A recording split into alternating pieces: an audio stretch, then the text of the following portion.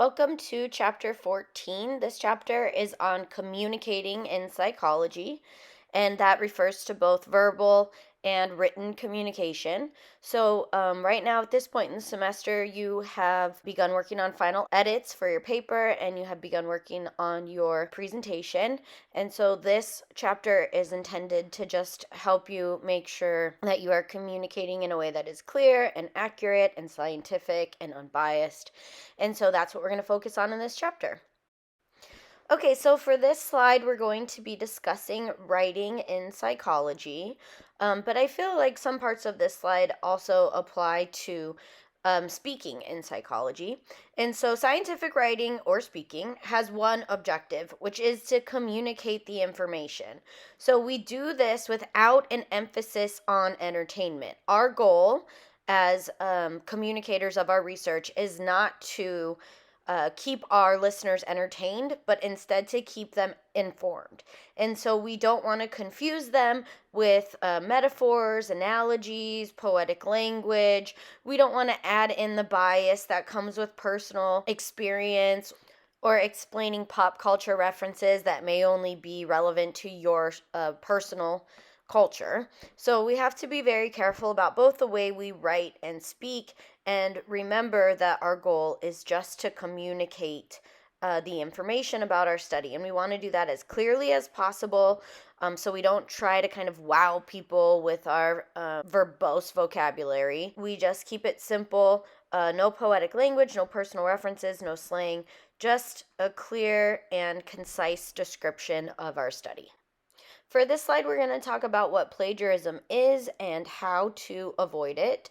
So actually, in my experience with this course, students, when they do get caught, so to speak, for plagiarizing, it's often on accident. They didn't really intend to. They just didn't understand how to cite properly, or they didn't understand what a true paraphrase was. So you just want to make sure that you're really informed on what constitutes plagiarism, and then you take all the necessary steps to avoid plagiarizing. Because regardless of your intent as a student, it is your responsibility to know what plagiarism is and what it isn't. So we're going to review that now. Plagiarism is borrowing the words or ideas of another person without giving them credit. So if you use someone else's ideas without referencing that person, you are implying the idea is your own. And that's something that students often struggle with. Some people think they only need to cite with quotes, but even when you paraphrase, you still need to cite, because in scientific writing, the majority of the content of our paper is discussing what other researchers have found, how other researchers have interpreted their findings. So the majority of our paper should just be a discussion of where the science is, what we already know, and how we're going to build on that, which requires a lot of different articles and a lot of different research to be read. And so then you're just kind of reporting that in your study. And if you don't cite where those ideas came from, where that research came from, those findings, those interpretations, then you're implying that they're your ideas. So we always need to cite all of our assertions on our papers, because we should always be reporting the research, and we shouldn't be reporting our own opinion or our own ideas for the most part anyways. So make sure you do cite all assertions. Okay, so also beware that if you quote someone else but don't put their words in quotations, that also constitutes plagiarism, even if you do cite. And for the reason for that is that if the words are not in quotes, that implies that it's a paraphrase that you wrote and that those are your words.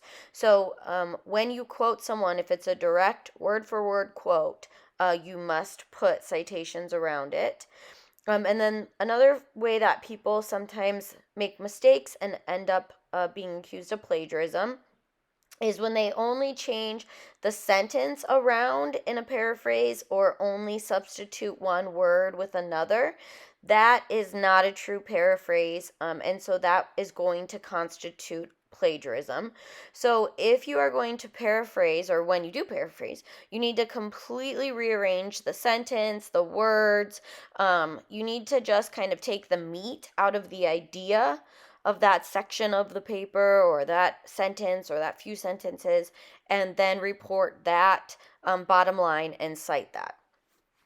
And then if you summarize using your own words but do not cite, you are plagiarizing. So if you do a paraphrase but you don't put a citation at all, that also, of course, is plagiarism.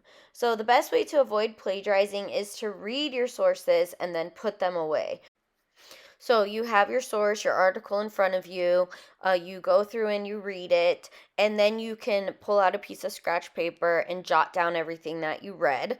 That technique works if you have a really good memory. I don't really have that great of a memory, so I like to sit down with an article and then just read it and pull out sentences that I think are applicable to my paper or my presentation, and then I write those sentences paraphrased on my scratch piece of paper, and then I put away the article and I kind of walk away from it for a while, and then I come back to my scratch piece of paper and read what I have written, the paraphrased idea, and then I paraphrase it again when I go to write my actual paper. So I'm kind of 2 times removed from the original article, and that way it helps me to be sure that I don't accidentally plagiarize in any way.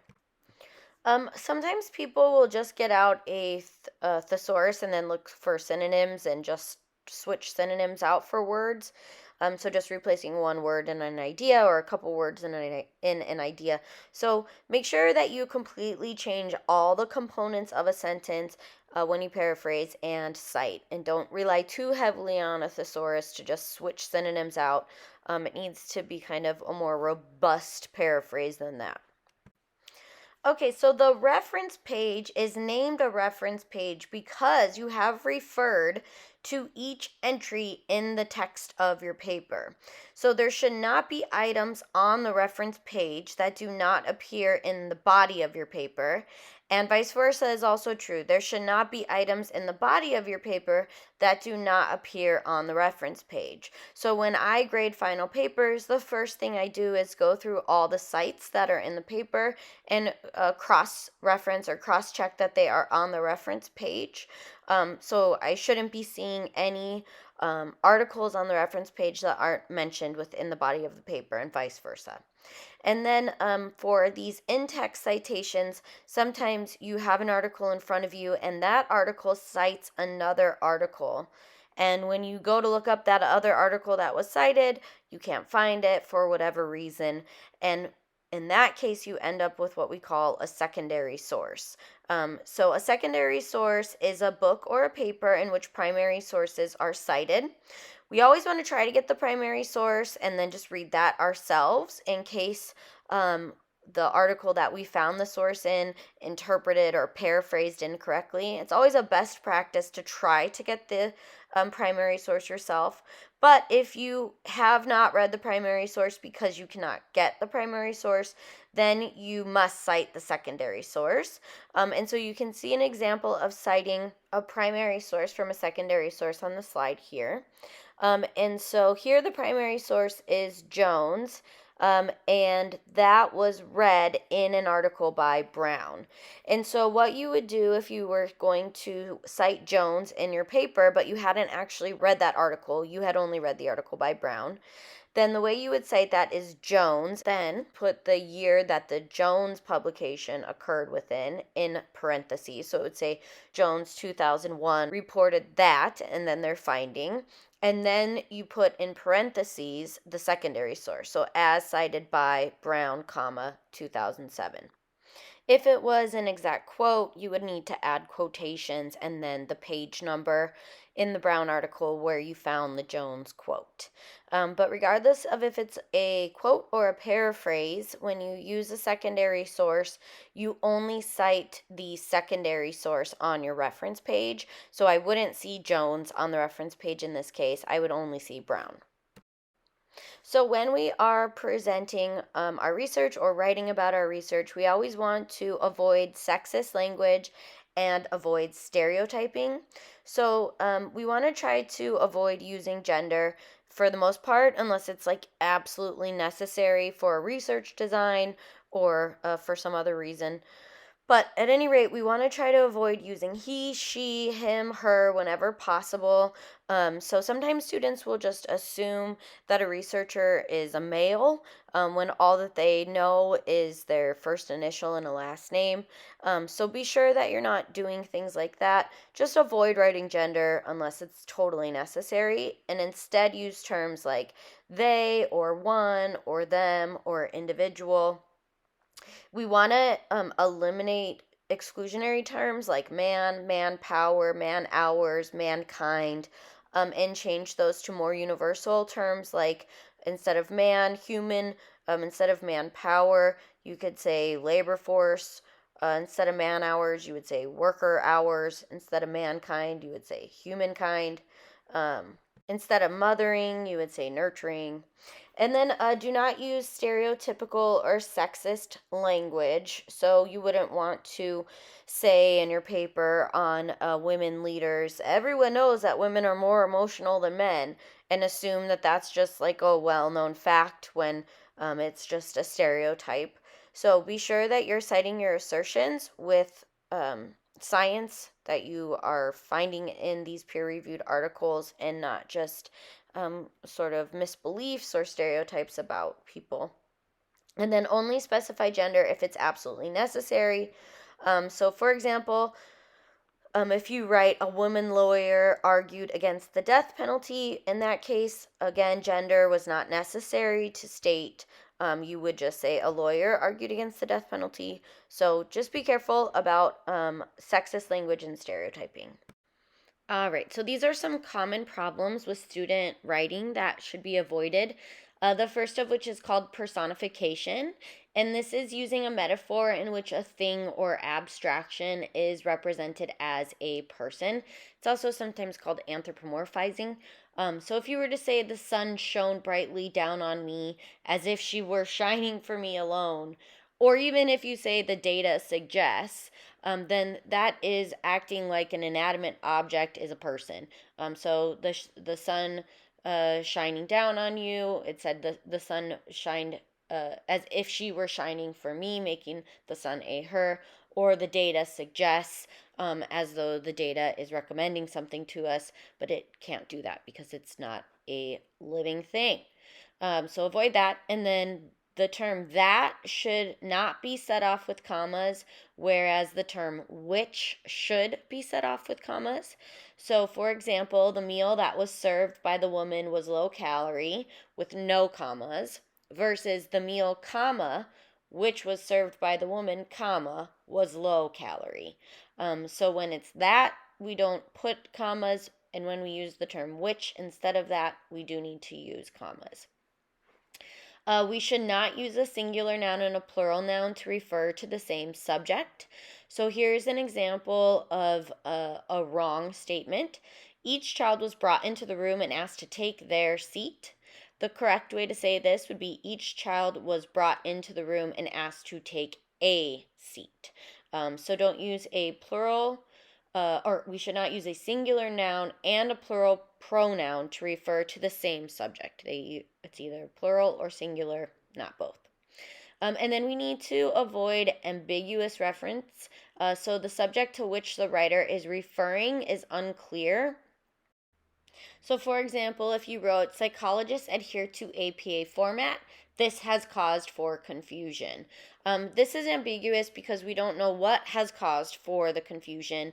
Did the APA format cause for the confusion, or is it confusing that psychologists are adhering to APA format? So we always have to be very clear. We need to avoid run-on sentences and watch out for comma splicing and fuse sentences. So a comma splice is where we join together clauses with a comma when instead we should have used a period. So John went fishing, comma, he caught 6 fish. Instead, that should read John went fishing, period, he caught 6 fish, period. Or we also want to avoid fused sentences. So this is joining clauses without punctuation. John went fishing, he caught 6 fish, with just no punctuation whatsoever. And I'm seeing a lot more of this, since we're all on social media, all the time and our characters are limited, I think some of us have just gotten rid of punctuation, but we do have to include it in our scientific papers. Otherwise, it's called a fused sentence. And then we need to avoid sentence fragments. And so a sentence can only have one independent clause. If you were to write, Mary found many errors, period, whereas I only found one, period, that would be a fragment. You could have conjoined those sentences with a comma, for example, instead of a period after the word errors. Mary found many errors, comma, whereas I only found one. And the reason it's a fragment is because if I take the portion after Mary found many errors, period, the next sentence is, whereas I only found one. And that sentence on its own does not hold up. If I were to just read, whereas I only found one, if I were to lift that sentence out of a paper, I would have no clue what they were talking about. So we can't have sentence fragments because they're not clear.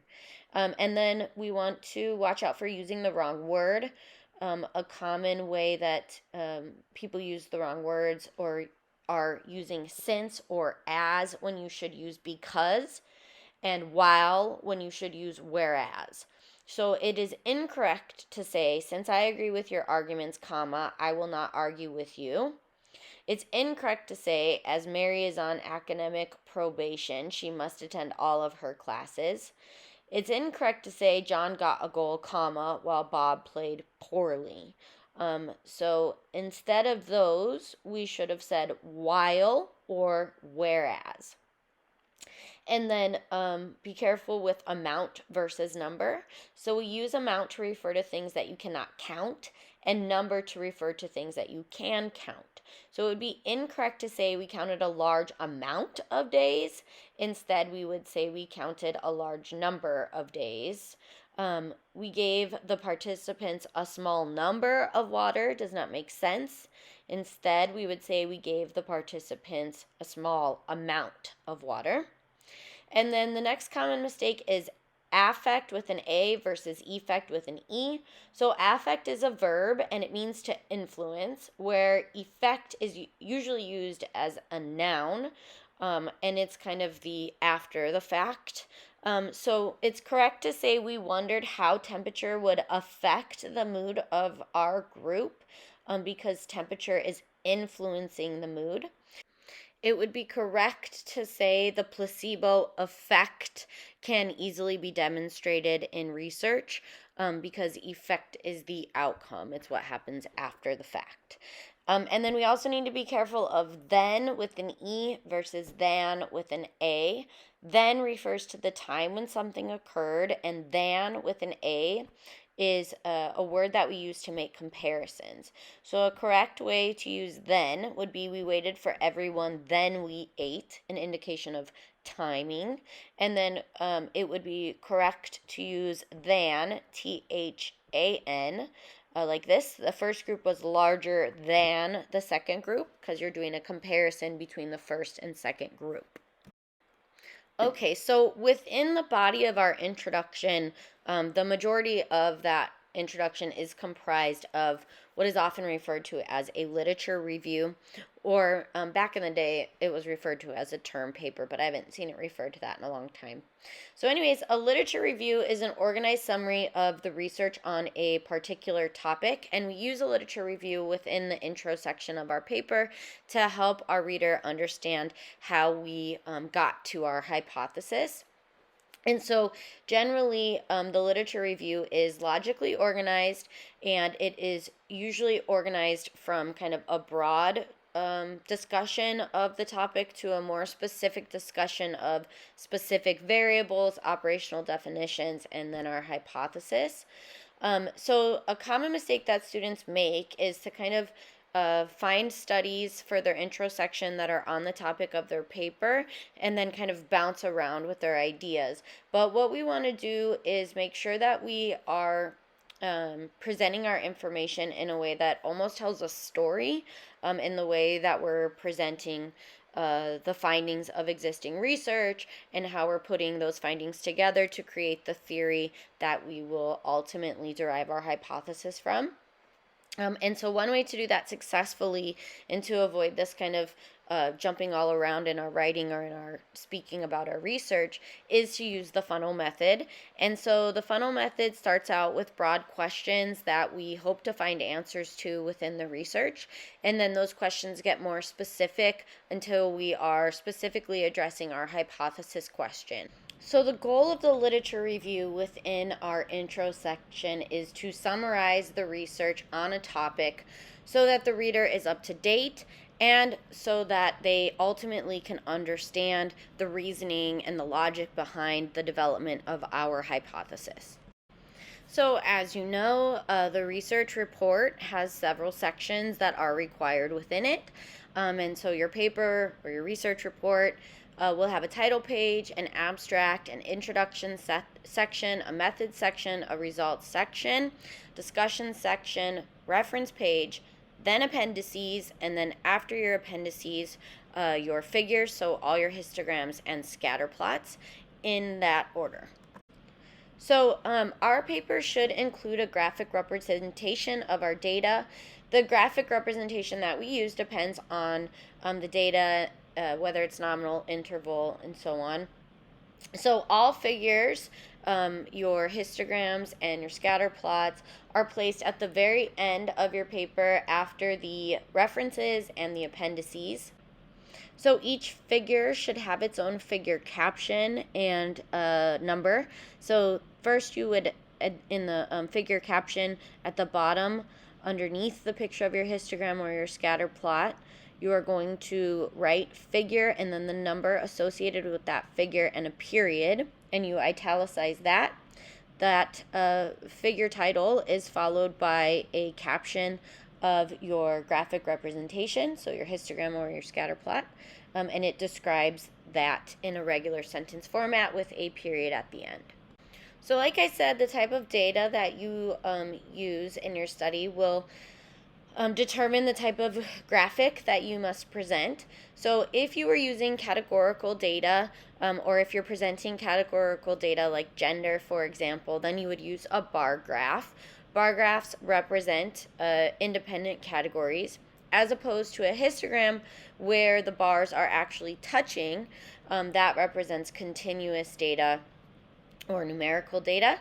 And then here you have your scatter plot as well, which are used to present correlational data. Okay, and then some general typing and formatting guidelines. You want to set the spacing on double space. Do not insert any extra spaces anywhere or any extra lines between paragraphs, any extra spaces between paragraphs. Always use left justification for the text, except for the headers. Those are going to be centered. We want to use Times New Roman 12-point font throughout. Our margin should be set at 1 inch. And then we always want to make sure that we have our running head and our page number in the header, which should be a 1/2 inch from the top. The running head should be flush left, and the page number should be flush right. And then we do not use boldface type anywhere in the paper except in appropriate headers. And just be sure to not do any erroneous font styles or sizes. Just make sure you keep everything at Times New Roman 12-point font. Don't italicize things or make things bold that shouldn't be. Okay, and that is it for chapter 14. Thanks for listening.